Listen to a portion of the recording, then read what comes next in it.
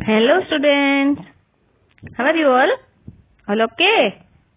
Okay then. आज हम क्या करेंगे? चैप्टर 10 कल हमने कर लिया, फिर क्वेश्चन आंसर भी कर लिए, है ना? अब क्या करेंगे? आज से स्पष्ट आज करेंगे, है ना? ओके चलो, टेक आउट पेज 79। 3 एक्सरसाइज हमने कर ली है ना? ओके, इसका 4th वन है अभी। आज से स्पष्ट है, क्रांतिकारियों ने अत्याचारी शासकों के विरुद्ध सशस्त्र संघर्ष की यह राह चुनी और सिर पर कफन बांधकर उसमें कूद पड़े। तो इन पंक्तियों का आशय है,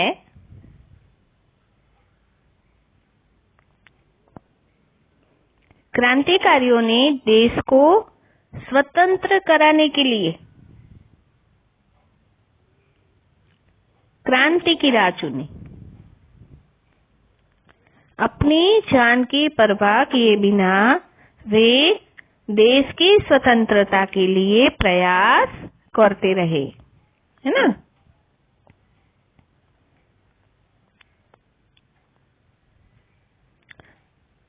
चलो नेक्स्ट है मूल्य प्रेरक प्रश्न। ये ओरल ही है, आपको अपने आप करना है, लिखना नहीं है। क्वेश्चन है, अनेक देशभक्तों ने अपनी कुर्बानी देकर भारत को स्वतंत्रता करवाया। अब आप उस देश के प्रगति में क्या योगदान देंगे? तो ये आपको अपने शब्दों में ही लिखना होगा जब आपको एग्जाम में पूछा जाए तो, ठीक है? ओके, अब एक्सरसाइज करेंगे।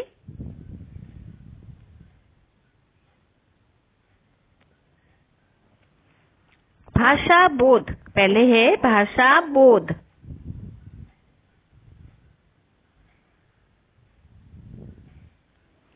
पहले तो है, इन मुहावरों का अर्थ लिखकर वाक्यों में प्रयोग करें। पहले मुहावरे का अर्थ लिखना है और फिर वाक्य। चलो, पहला है सिर पर कफन बांधना। आंसर अर्थ क्या आएगा? मरने के लिए तैयार होना, है ना? अब कौन आंसर देगा? चलो बोलो। हाँ, क्रांतिकारियों ने सिर पर कफन बांधकर, है ना, देश की आजादी के लिए प्रयास किए, भरपूर प्रयास किए, है ना? ओके। और दूसरा है पलक झपकते ही, यानी शीघ्र ही, तुरंत, जल्दी जल्दी, है ना? चलो बताओ। रमेश ने पलक झपकते ही अपना गृह कार्य पूर्ण कर लिया, है ना? या आप कोई भी और बना सकते हो। रमेश ने परीक्षा में, क्या लिखोगे बताओ? रमेश ने परीक्षा में अपना कार्य जल्दी ही पूर्ण कर लिया, है ना? ओके। कोहराम मच जाना, कोहराम यानी अशांति फैल जाना। भगत सिंह, सुखदेव और राजगुरु की शहादत से, है ना, सब जगह कोहराम मच गया, यानी अशांति फैल गई थी। ओके, नेक्स्ट है जान की बाजी लगाना, मतलब जान को खतरे में डालना। आंसर कौन बताएगा? देशभक्त देश के लिए जान की बाजी लगा देते हैं, है ना? हाँ, यानी आप वो भी लिख सकते हो, भगत सिंह ने देश के लिए अपनी जान की बाजी लगा दी, है ना? चंद्रशेखर आजाद ने, ऐसे भी लिख सकते हो, कोई भी लिख सकते हो, वैसा भी। हाँ, ओके। सेकंड एक्सरसाइज है, अब मैं थोड़े सेंटेंस पढ़ूंगी, आप सुनिए।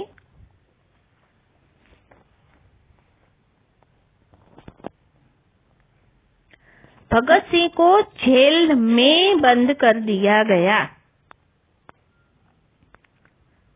दूसरा है, अंडरलाइन इस पे है जेल, है ना, आप देख रहे हो ना टेक्स्ट बुक में। हाँ, ओके। दूसरा है, क्रांतिकारियों से जेलें भर गई। अब जेले पे अंडरलाइन है। तीसरा है, क्रांतिकारियों को जेलों में बंद कर दिया गया। जेलों, है ना, तो अंडरलाइन किस किस पे है देखो, जेल, जेलें और जेलों, है ना।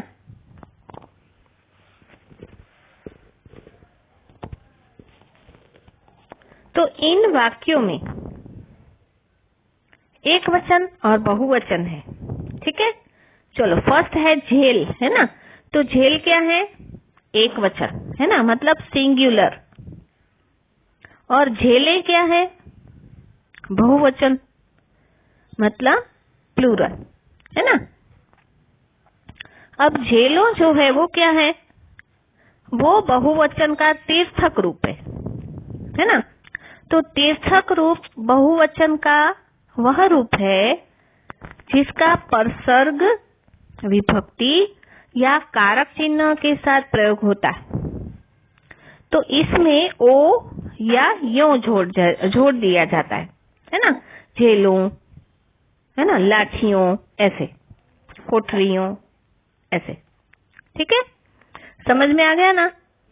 तो ऐसे ही आपको शब्द जो दिए गए हैं सिंगुलर वाले, उसको पहले तो बहुवचन बनाना है और फिर उसका तीर्थक रूप लिखना है, ठीक है। समझ में आ गया ना सबको? ठीक है, ओके। चलो मैं पूछूंगी आपको, हाँ, ओके। पहला है लाठी, इसका बहुवचन क्या आएगा, लाठियां, है ना, ओके। और तीर्थक रूप क्या आएगा, लाठियों, य, है ना, यो की मात्रा, ओ की मात्रा। चलो, दूसरा है कोठरी, तो बहुवचन कोठरियां और तीर्थक रूप कोठरियों, है ना, यो। तीसरा है गोली, इसका बहुवचन आएगा गोलियां और तीर्थक रूप आएगा गोलियों। फिर है गली, बहुवचन आएगा गलियां और तीर्थक रूप आएगा गलियों। फिर है चाल, इसका बहुवचन आएगा चालें और तीर्थक रूप आएगा चालों। लो पे, ओ पे देखो, सब में डॉट लगानी है आपको, ठीक है। ओ की मात्रा पे ओ ऐसे बोला जाता है, उसको प्रोनाउंस किया जाता है, ठीक है। चाल, चालें, चालों, है ना। हड़ताल, तो इसका बहुवचन होगा हड़तालें और तीर्थक रूप होगा हड़तालों, ठीक है। समझ में आ गया ना सभी को? ओके। अब नेक्स्ट एक्सरसाइज है शब्द विचार। अब इन शब्दों में से आपको मूल शब्द और उपसर्ग अलग करके लिखने हैं, ठीक है, ओके। पहला है अभाव,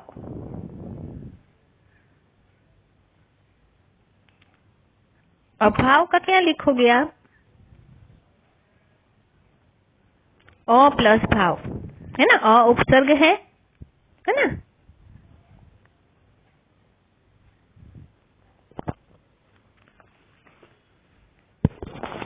दूसरा है अनशन, तो अन प्लस शन, है ना।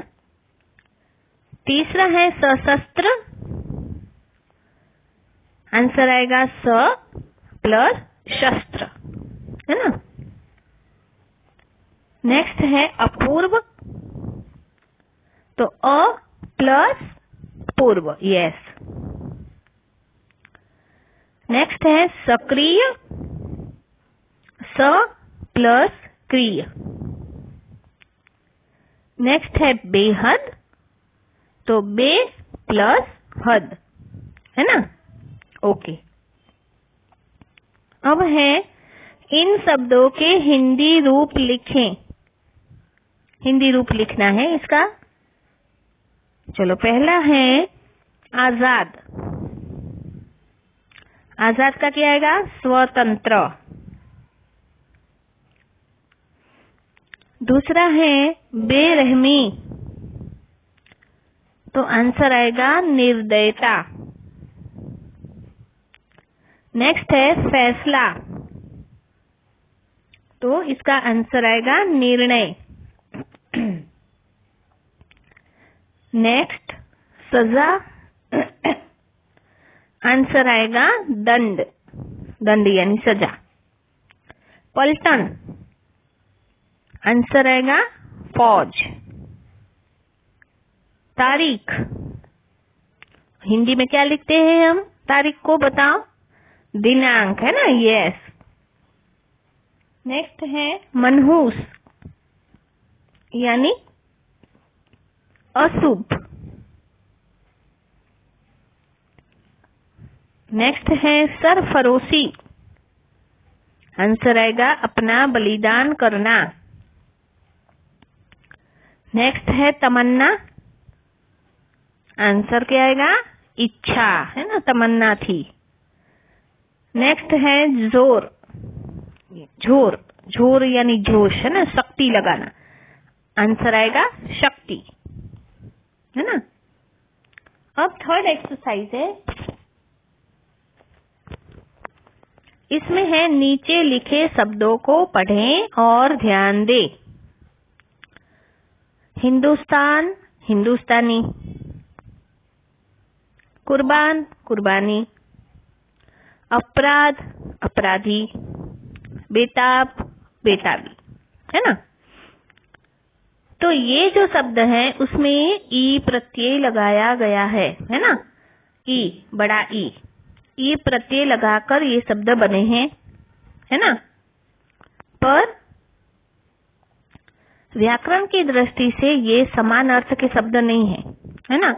जैसे कुर्बानी और बेताबी, ये है भाववाचक संज्ञा, और हिंदुस्तानी और अपराधी ये है विशेषण, है ना।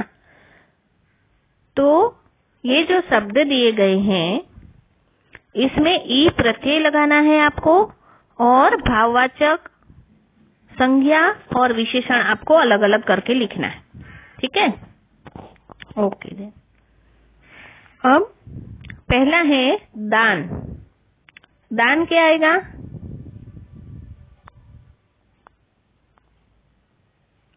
दान आएगा विशेषण, इसका बनेगा दानी, है ना। पहले तो आपको क्या करना है?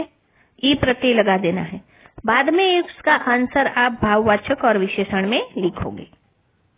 दानी, है ना, दान का आएगा दानी, तो दानी क्या हुआ? विशेषण, है ना। जैसे दानी ब्राह्मण, है ना, दानी राजा, है ना। जो संज्ञा के आगे लगकर उसकी विशेषता बताए वो विशेषण है ना। ओके, दूसरा है उत्साह, तो उत्साही होगा, वो भी विशेषण में आएगा। तीसरा है आजाद, तो इसका होगा आजादी, है ना। तो वो किस में आएगा? भाववाचक संज्ञा, है ना। आजादी भाववाचक संज्ञा है। फिर है विरोध, विरोध का आएगा विरोधी, विरोधी आएगा विशेषण। गुलाम, तो गुलामी, गुलामी आएगा भाववाचक संज्ञा। उसके बाद है विद्रोह, तो विद्रोही वो आएगा विशेषण। उसके बाद है दुश्मन, तो दुश्मनी, और दुश्मनी आएगा भाववाचक संज्ञा। और लास्ट में है बहादुर, उसका आंसर होगा बहादुरी, और वो भाववाचक संज्ञा ही है। समझ में आ गई ना आपको सारी एक्सरसाइज वगैरह? कोई डाउट है? होगी तो हम क्लास में सीख लेंगे, ठीक है? Okay then, bye bye.